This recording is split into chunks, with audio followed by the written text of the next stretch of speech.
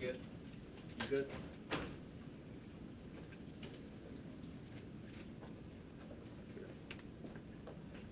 All right, I'm moving somebody's devices, so don't be mad at me. First, let me start by saying good morning to everybody. If you can't see this, I am decked out in some Legion FC paraphernalia. I just want to acknowledge our local professional soccer team, Legion FC, on a great season. Tough loss in their first playoff game at home, but much love to the Legion FC and Hammer Down.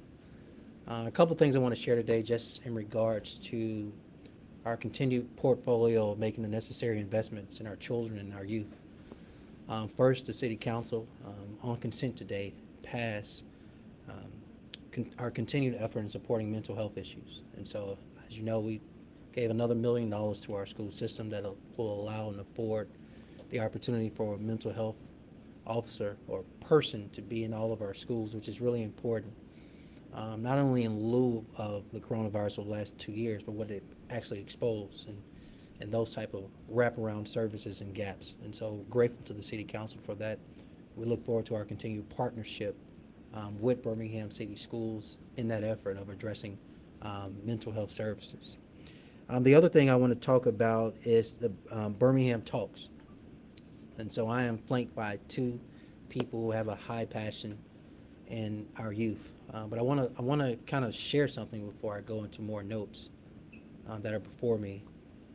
I did a tech talk back in 2017, and I gave this description of building a home. And often we talk about when you see a home being built, I want you to imagine the left side is being built first, and there is considerable amount of money being spent on building that left side of that home, and the right side of that home, there's a considerable amount of money being spent on building that side.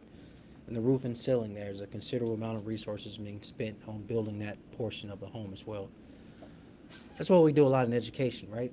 That left side would be K through fifth, millions of dollars. That right side would be 6th through 8th, millions of dollars. And that ceiling roof would be high school, 9th through 12th. We spend millions of dollars in those investments. But the part that we left out is the foundation, right? That foundation is not properly laid. How good are the other sides of that home? That's what we've done in education, unfortunately. The necessary right investments have not been made in the foundation, which would be birth to 5 years of age.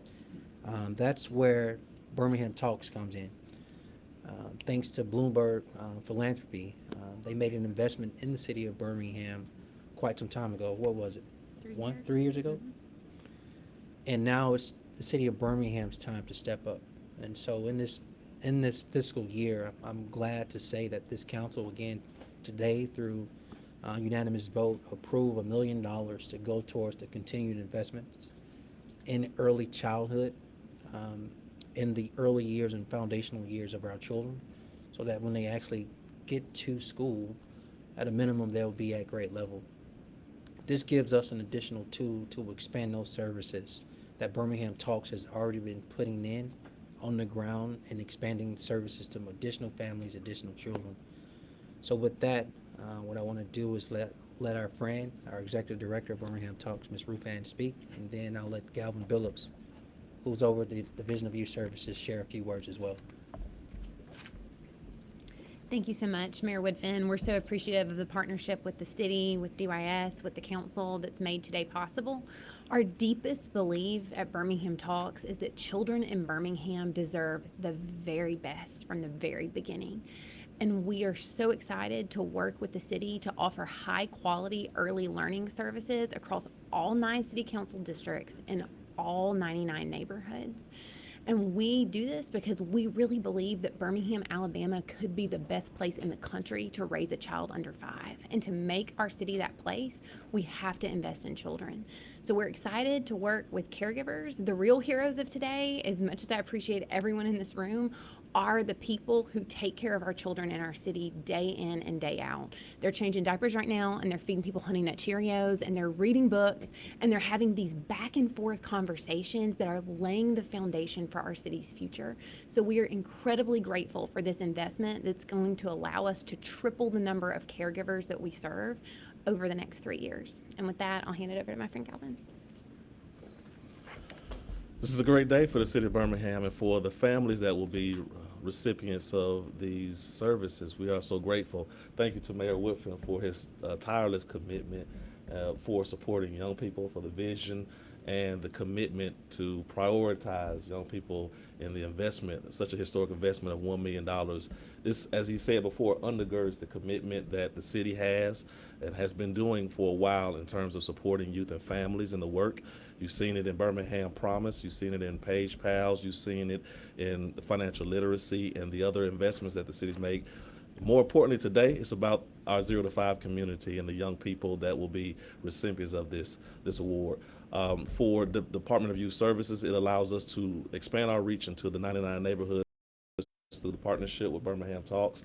And Ruth Ann Moss and her team does a fantastic job working alongside daycare providers and caregivers to give young people the early learning services that are so critical to make sure that all of our children in Birmingham have a great start inside kindergarten. And with that said, I'm going to turn it back over to the mayor. Cool. Thank you, Galvin. Thank you, Ruth Ann, so much. Thank your team. Appreciate you. Here's what we want to do, everybody. I imagine there may be some questions outside of this, but if we could take any questions related to what we just presented to you first, then we can move into anything else you would like. Can you flesh out, to the parent watching, so can you flesh out what this means and what these funds will be used for, like in the real world? So help us understand what the money is actually going to. Yeah, so just for those who did not hear the question was, can we flesh out more detail how the program works and how the money works? Do I have that right? We'll let Ruth Ann take that. Yeah, absolutely. So some of you may be familiar with data around early talk. Way before kids can pick up a pen or read a Russian novel, their brains are being built by having verbal interactions with adults. Children need to hear about 21,000 words a day for optimal brain development, and children who grow up in poverty are typically exposed to 4 million fewer words than their more affluent peers. And so we work with caregivers, parents in homes, and teachers in childcare centers to help provide personalized coaching, innovative technology, and curriculum that increases the number of words that children hear so that they're ready for kindergarten. We use, this is a little vest, as my colleague Raven likes to say, this is from our winter 2022 collection, so coming soon to a boutique near you. And then right in here, there's this little plastic device that we like to call a Fitbit for words. And when you turn it on, it counts how many words children hear and how many times they go back and forth with an adult in conversation. It translates that into a really easy, user-friendly data report. And then our trained coaches provide individualized coaching to caregivers to celebrate places where the verbal environment is already really strong for children, and then set goals for places where they can make those improvements. And so funds from the city will go to scaling that program, to providing more curriculum, more technology, more coaching, and then also high quality books and educational toys for all the children that participate. So this is already underway? It's Yes. just enhancing that and expanding it? Uh-huh. How long has it been going, how long is it going for? Absolutely. So Bloomberg Philanthropies made an investment in Birmingham back in 2019 that allowed us to work for the last 3 years and serve about 1,000 children. The commitment from the city will go towards scaling our program so that over the next 3 years, we'll triple the number of children we serve. And so to your point, if a family is watching, we would love for them to send us an email, hi, like hello, hi at bhamtalks.org, and we can connect them with services this upcoming winter. So do I have that right? hi@bhamtalks.org? Yeah, bhmtalks.org. Yeah. Yes. hi@bhmtalks.org. I got it. You got it. Yeah. Who else? Do we have any idea on like the actual like percentage coverage of Oh, yeah. Birmingham youth that have access to these services or will have access after this funding?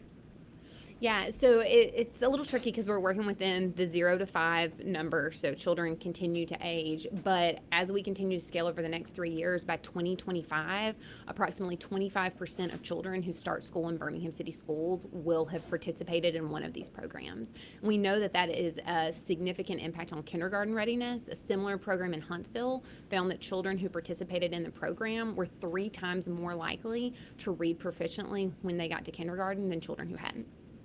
And we all know the third grade law that goes into effect next year, when we consider what we have to do, this is another tool in the toolbox to make sure children are grade ready. Okay, a little unrelated to this, very unrelated, I guess. How soon do you plan to make your amphitheater funding presentation to the Birmingham City Council? That's a good question. You want an answer? Well, the truth is, what the Convention Visitors Bureau did yesterday was a critical step. So one, let me thank the Conventions Bureau, John Oroz and his board. But any conversations prior to that would have been premature because we needed to, this is a partnership, right? I think we've seen the city of Birmingham be very successful as it relates to our investments in our entertainment district. As you know, the city of Birmingham went first back in 2018 and other partners came on, county, state, and other private sectors to create what's now the Protective Stadium. I think in this case, we're looking at this as another joint partnership with the CVB, BJCC, county, city, and Live Nation. I think for me, as it relates to communicating with my council, I'm going to need some additional paperwork that I now don't have in my hand to move that conversation forward. So are you in support of the city giving the $5 million that they're asking for to do this project? And what's the earliest this could go up for a vote in the council? The first question, yes. Second question, I don't know, because that's an honest answer. But I think what we will do is continue to move the conversation forward. Now that the CVB has done its part, our conversation starts. I think if you were paying attention to what the CVB board did, that was a process, right? No one knew an actual date. You want to press and kind of get an actual date. There are 9 counselors in the collective body I need to talk to first. They're going to want some additional information. The mayor's office needs some additional information to present to them. So what I would ask of you as the, I guess, the media, let me be very sincere and direct with you. The mayor's office supports this project. We would like to complete our full investment in the entertainment district. But this is a process, and what we look forward to is the city of Birmingham doing its part to make sure this comes to life. From my understanding, there was a non-poaching agreement between not just Mares and Jefferson County, but Shelby County too. City of Pelham saying they felt a little blindsided when this was brought to light at the county commission meeting. So how can you, as a mayor, ensure that there's, regional cooperation between, all your partners in the area? Well, the answer is, I think the first part of you said to your understanding, there was an agreement between Shelby and Jefferson County? I was told by a county commissioner there's a non-poaching agreement between mayors where they can't Well, I'll help you take out. something out of a. There is a non-poaching agreement in Jefferson County. Did that answer your question? Does that coincide with Shelby County as well? Because it's part of the same region necessarily. There's a non-poaching agreement among mayors in the 30-plus municipalities in Jefferson County. Did I answer your question? So that wouldn't apply to Shelby County, correct? There's a non-poaching agreement among 30-plus municipalities in Jefferson County. Did I answer your question? Sure. Do you have a response to the discomfort shared by Pelham? Well, the latest I heard is that Live Nation will be in partnership with their city over the next year, and that's the last thing I heard. What else? What will this venue mean for your city? Oh, everything. I think, look, how many years was the stadium conversation? 40 plus? 30 plus minimum? I think we have seen the benefits, that we've reaped the benefits in a very short window of this stadium being online. I think when you add the refurb of the Legacy Arena, we see continued events go there for families and entertainment, etc. I think when you add on this potential venue in that same proximity, what it does is, one, it completes the footprint of an entire entertainment district. Two, it continues to allow us to be a part of the national tours of any of these sporting and entertainment things that come to our country. So what we want is our citizens to be in a position to not have to get in their car and drive to another city for that same act or entertainment to be here. So it positions us for our families, for our residents, and for others to visit us to be entertained here. So it's a win. The council passed a rezoning in that area. The amphitheater and the commercial is getting a lot of attention, but what was passed today more was residential. Is that a component that excites you as well? It does. There was a neighborhood meeting last night, Druid Hills, and I wish you all would have been there. I think the most exciting thing is that residents deserve revitalization. Residents deserve for an uplift in their community and neighborhood. I think when you look at the potential that this drives north of the city center and continued revitalization to the northern neighborhoods of our city, you're talking about all quality of life issues that rise in a very impactful, positive manner. So this is not just about sports and entertainment, but there is a residential component that we're focused on. And the residential component is not isolated to market rate housing, and it's not isolated to rent. We have a heavy focus on affordable housing, and in that affordable housing component, we want our niche to be actually home ownership as well. So it's all connected. Who else? Citizens in Birmingham, have expressed, I think, two concerns about this, and it's safety and parking. Have there been any talks, among the city about how to kind of combat those two issues if we move forward with this project? Yeah, well, if I am correct, Rick, you can correct me if I'm wrong, there are a minimum currently, right now, in existence, do not have to be built, 4 parking decks on the Caraway site. So any notion that there is no available parking, well, that's just not true. On the safety concern, I kind of heard some of those same things around when we wanted to invest in a protected stadium. To those people who don't live in Jefferson County, I don't have an answer for. Who else? That's it? Anything else on children? Can I switch gears and ask you about, on a positive note, the Magic City Classic coming to Birmingham? What do you expect the economic impact to be? Well, I would say the amphitheater is a positive note. It feels positive. But the economic impact, at a minimum 20, maybe 25 million? 25 million. So the reason why we invest in this 80-plus year legacy event in our community is, one, we have a full support, intentionality around historically black colleges and universities. That is something we are very unapologetic about.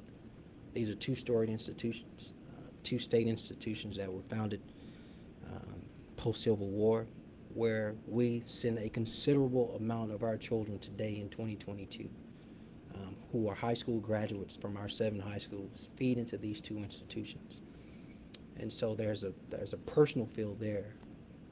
But in global impact, what we're talking about, or a bigger impact, there's interest. Don't ask me, ask the folk that are putting on the game. The 32 states where tickets have been purchased. So now you're talking about a national event, not just a local event, right? There people are coming from a minimum of 32 states into our city, not just for a game Saturday, but all the events this week, over 50 events this week. You can find out more information at MagicCityClassic.com. You can also find out more information at birminghaml.gov/classic. But this game represents probably one of the best things of Birmingham. We put on a world-class event for people to visit all over. We're talking a minimum of 70,000 people inside of a stadium, a minimum of matching that outside, probably a minimum of 70,000 outside. There's literally well over 100,000 people in our community celebrating and enjoying each other in a safe environment, family fun environment. And it's important for me to say, go Hornets and go Bulldogs. Anybody else? Got one more thing for you, Yes. Mayor. Oh, she's getting some live Sorry. feed right here. Do you have a timetable to appoint a new Waterworks board member, and any comment on the rate hike proposal at this time? Comment on the appointment? No. Comment on the rate hike. Yeah, not cool. Right? I think that would be an appropriate comment. I'm all for, I can always reiterate to you all because you've been paying attention. My passion interest in this conversation is very centered around an efficient service for the customer and better customer service. You walk out of these halls and you see two ladies at this front desk. And from over time, they receive a onslaught of calls from concerned customers. And you can hear the raw emotion in their voice, whether it's fear, whether it's anger, some crying, and it gets down to termination notice, and they're afraid their water will be turned off.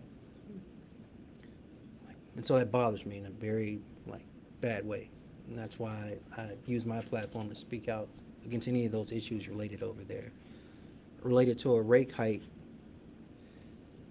I get that they're connected to the sewer. I get that there are all these issues that exist. What I'm going to hope for is that there's not one option only, that there are multiple options, and then whatever those multiple options are, that will be the lowest towards the customer so they don't have to take on more where there's already issues that haven't been solved in the first place. Longer answer than I wanted to give. We're going to end on that note. Thank you all so much. Thank you.